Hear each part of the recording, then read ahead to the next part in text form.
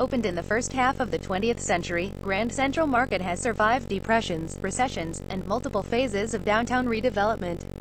It is a vibrant and thriving community of multicultural stands and food stops, with 37 vendors in total. Flashy new food halls are marching into Los Angeles, but none can compete with the enduring Grand Central Market. Even after all these years, the lunch hour is so popular, it can be hard to find a seat. Below is a guide filled with insider know-how and fascinating tidbits. It's everything you need to know to make the most of your food hall experience. The quick lowdown: prepare to stand in line. To avoid the thick crowds, visit mid-morning and nighttime. Hours are 10 a.m. to 10 p.m. daily. The stereotypical diner: none. You'll encounter everyone from American apparel-clad tourists to hip historic core residents to construction workers on their lunch breaks.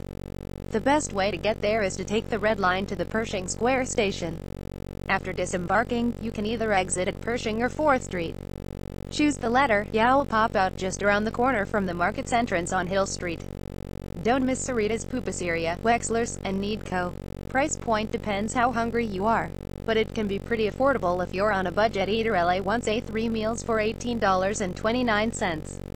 For a century, Grand Central Market has played home to butchers, fishmongers, spice sellers, and standalone miniature restaurants, each with their own unique history. A push to modernize the market around 2012 brought newcomers such as Sticky Rice, Egg Slut, and Texas barbecue mavens Horse Thief. Longtime vendors were pushed aside, but some places, including Sarita's Pupuseria, remain. Don't be overwhelmed. Below are our favorite spots. Breakfast: China Cafe, one of the market's oldest vendors. China Cafe is also one of its busiest and most beloved. Order a bowl of hot wonton soup filled with pork, shrimp, chicken, scallions, boiled egg, and plump wontons. Egg Slut, still the belle of the breakfast ball after all these years. Egg Slut is among the most highly trafficked vendors in Grand Central Market. The former food truck has since expanded into locations across the city and even in Las Vegas, but keeps a well-worn footprint on the Broadway side of the market to this day, drawing hundreds of diners daily. Valerie owner Valerie Gordon has completely redone her newer all-day market stall, adding cozy seating for diners looking to stick around from breakfast through dinner. The morning specials are the most compelling, with an array of pastries to complement the specialty coffee and hot food on hand. Lunch: Horse Thief. Outside on the patio off Hill Street, you'll find Horse Thief Barbecue, one of the first in the new wave of market tenants. Its leafy summertime seating is a boon for diners looking to grub on brisket, pulled pork, and craft beer from the attached small bar. Sarita's Pupuseria, one of the longer-running vendors. Sarita's is something of an El Salvadorian legend. With an inexpensive menu of flavorful favorites, particularly the namesake pupus is a sort of thick Central American closed quesadilla. Sarita's continues to thrive for nearby workers and families returning after years away to find the stall still doing its thing.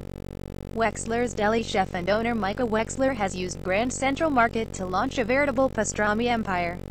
Wexler's has become a standard-bearer for the modern Jewish delicatessen movement, with everything from sandwiches on rye bread to black and white cookies. Dinner: Golden Road Brewing. Golden Road is LA's beer, the first locally brewed option to make.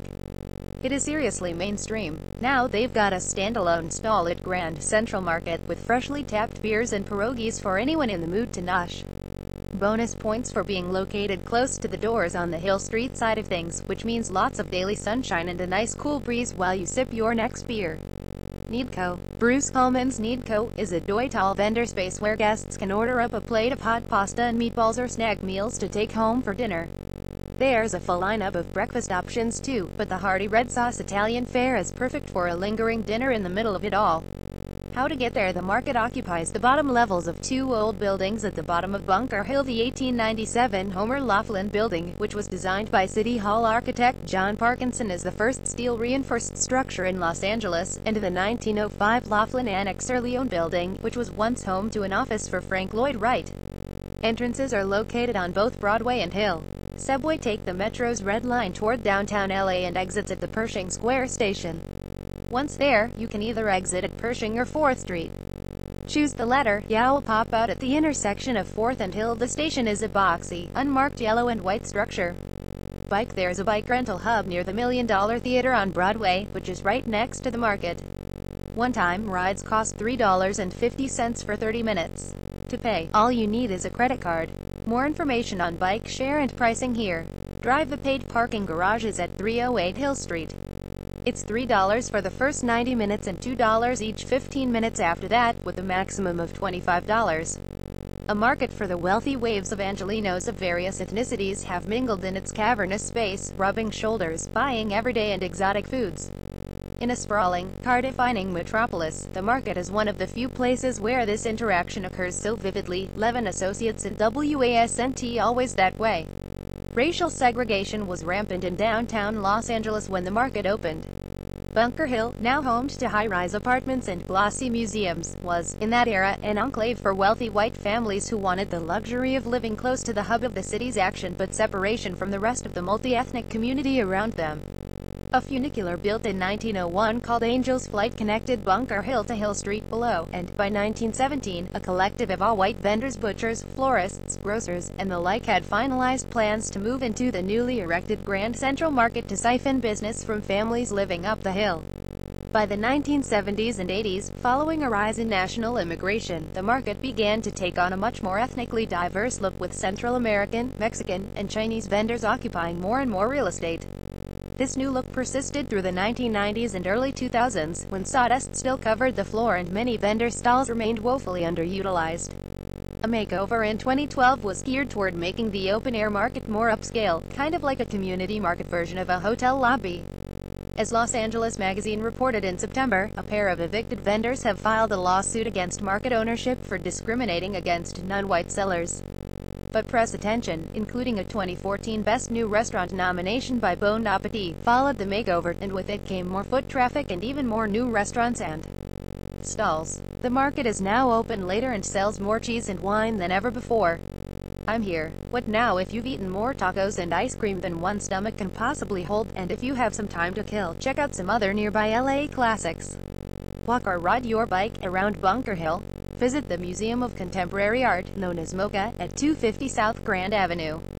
The permanent collection includes works by Roy Lichtenstein, Mark Rothko, Jackson Pollock, Joseph Cornell, and Berenice Abbott. It's closed Tuesdays, but otherwise open from 11 a.m. to 6 p.m. daily.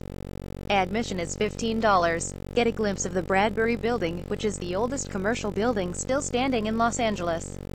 The landmark at 304 South Broadway has appeared on screen many times, including, perhaps most famously, in Blade Runner.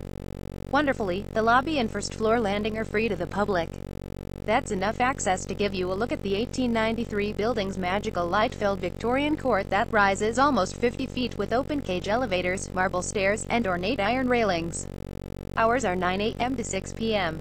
Monday through Friday, and 9 a.m. to 5 p.m.